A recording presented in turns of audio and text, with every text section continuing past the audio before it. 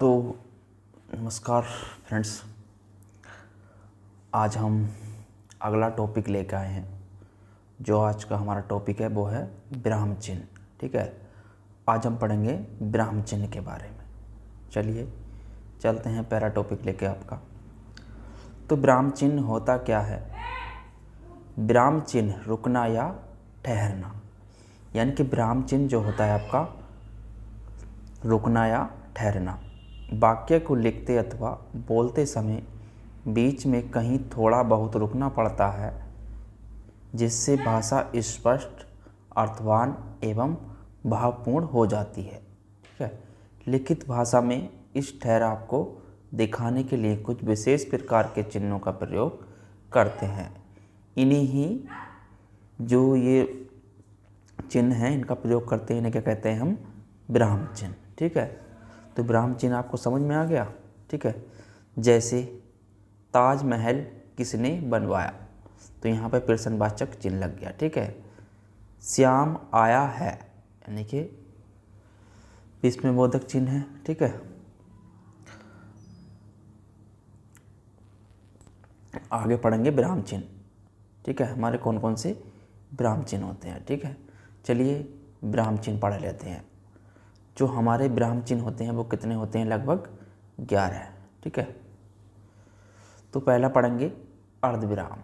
ठीक है, अर्धविराम आप जानते हैं इस तरीके से एक चिन्ह होता है। ठीक है, पूर्ण विराम दूसरा है हमारा पूर्ण विराम। पूर्ण विराम क्या होता है? हमारा ये चिन्ह। ठीक है, किसी वाक्य के लास्ट में जो लगा देते हैं हम। ठीक है, उपविराम 2 बिंदु होते हैं। ठीक है, प्रश्नवाचक चिन्ह आपका ये हो गया। ठीक है, अल्प विराम जहाँ पे हम कोमा लगा देते हैं हल्का सा।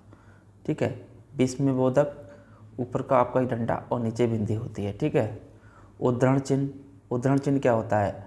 आपके इस तरीके से 2 होते हैं। इस तरीके से कोई भी पैराग्राफ लिखा और हमने कोई उसमें लाइन बीच में किसी चीज़ को उससे जो आपके इस तरीके चिन्ह लगा देंगे, क्या बोलते हैं उन्हें? उद्धरण चिन्ह। ठीक है, योजक चिन्ह क्या होता है आपका? 2 शब्दों को जो जोड़ता है वो क्या होता है? योजक चिन्ह। ठीक है, विवरण चिन्ह, विवरण चिन्ह क्या होता है आपका? 2 बिंदु और ये इस तरीके से। ठीक है, कोष्टक आप जानते हैं, कोष्टक क्या होता है? किसी शब्द को हमें ब्रैकेट में बंद करते हैं उसको बोलते हैं कोष्टक। ठीक है, एक होता है आपका लाघव। ठीक है, लाघव चिन्ह क्या होता है? हल्का सा बिंदा होता है नीचे। ठीक है, अब इसकी पूरी डिटेल पढ़ेंगे। ठीक है, पहला अर्धविराम। अर्धविराम क्या होता है हमारा? अर्धविराम का अर्थ है आधा विराम। ठीक है, अर्धविराम का अर्थ क्या है? आधा विराम, जहाँ पूर्ण विराम की अपेक्षा कम देर तक रुकना पड़े, यानी कि जहाँ पे पूर्ण विराम की अपेक्षा कम देर तक रुकना पड़े वहाँ पे क्या होता है? अर्धविराम चिन्ह का प्रयोग करते हैं। उदाहरण, कल रविवार है। ठीक है, कल रविवार है, छुट्टी का दिन है, आराम मिलेगा, यानी कि यहाँ वाक्य पूरा हो गया। ठीक है, जैसे कल रविवार है यहाँ पर रुके, छुट्टी का दिन है यहाँ पर रुके, फिर आराम मिलेगा, यहाँ पर हमारा पूर्ण विराम लग गया। ठीक है, अब अगला है हमारा पूर्ण विराम। जहाँ बात पूरी हो जाए या वाक्य समाप्त हो जाए वहाँ पूर्ण विराम चिन्ह लगाया जाता है। जहाँ हमारा बात पूरी हो जाए या वाक्य पूरा हो जाए हमारा, तो वहाँ पर क्या लगाया जाता है? पूर्ण विराम। जैसे सीता स्कूल से आ रही है, यानी कि सीता स्कूल से आ रही है तो पूरा वाक्य हो गया हमारा। ठीक है, अगला उपविराम। जब किसी कथन को अलग दिखाना हो तो वहाँ पर उपविराम का प्रयोग करते हैं। ठीक है, जैसे विज्ञापन, वरदान या अभिशाप, यानी कि जब यहाँ से विज्ञापन को उन्होंने अलग दिखाया है। ठीक है, वरदान है या अभिशाप, यानी कि विज्ञान जो है वरदान है या अभिशाप। ठीक है, तो यहाँ पे पूर्ण विराम लगा के इसको समाप्त कर दिया। बीच में जो अलग दिखाया है इन्होंने उपविराम लगा के दिखाया है। ठीक है, अगला है आपका प्रश्नवाचक चिन्ह। प्रश्नवाचक चिन्ह क्या होता है? प्रश्नवाचक चिन्ह का उपयोग सवाल पूछने के बाद किया जाता है। ठीक है, कैसे? जैसे हम कहने लगें, क्या राम आया है? क्या राम आया है? ठीक है। तो यहाँ पे प्रश्न हो गया हमारा, क्या राम आया है, ठीक है। यहाँ पे प्रश्न पूछा जा रहा है, तो यहाँ पे क्या लगेगा हमारा प्रश्नवाचक चिन्ह, ठीक है। अब आता है हमारा अल्प विराम। जहाँ थोड़ी देर तक रुकना पड़े वहाँ अल्प विराम चिन्ह का प्रयोग करते हैं, ठीक है। उदाहरण टेबल, कुर्सी, पंखा, ठीक है, इस तरीके के शब्द आए, ठीक है। जैसे उदाहरण बोल रहे हैं हम, जैसे टेबल, पंखा,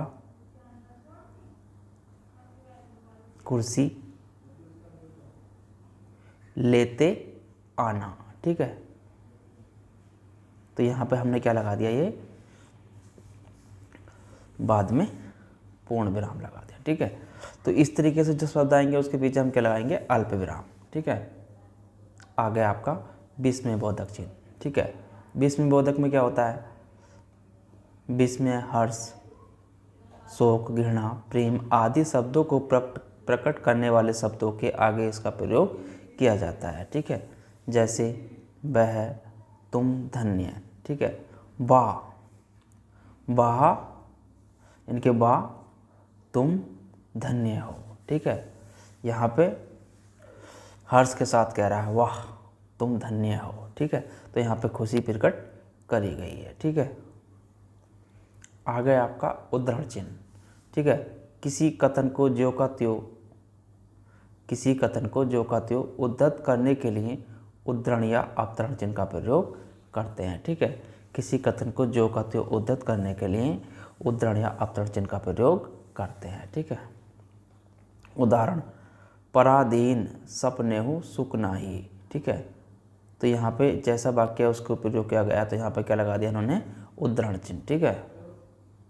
योजक चिन्ह, अगला क्या है आपका, योजक चिन्ह, ठीक है। योजक चिन्ह क्या होता है आपका, योजक चिन्ह का प्रयोग समस्त पदों के मध्य किया जाता है, ठीक है। जैसे राम श्याम, ठीक है, राम श्याम, ठीक है। आज कल, आज कल, इस तरीके से आपके क्या लगेंगे, योजक चिन्ह, ठीक है। तो ये आपको समझ में आ गए होंगे, ठीक है।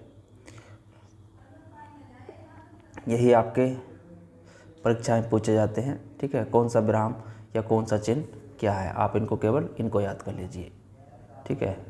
यही पूछता है, ज़्यादा क्वेश्चन नहीं पूछता है इससे रिलेटेड, ठीक है। तो ये समझ में आ गया होगा, और इस PDF को आप डाउनलोड कर लीजिए, ठीक है। और चैनल को सब्सक्राइब कर लीजिए, ठीक है, ताकि आपको आने वाली किसी भी जानकारी और नोटिफिकेशन के बारे में चलता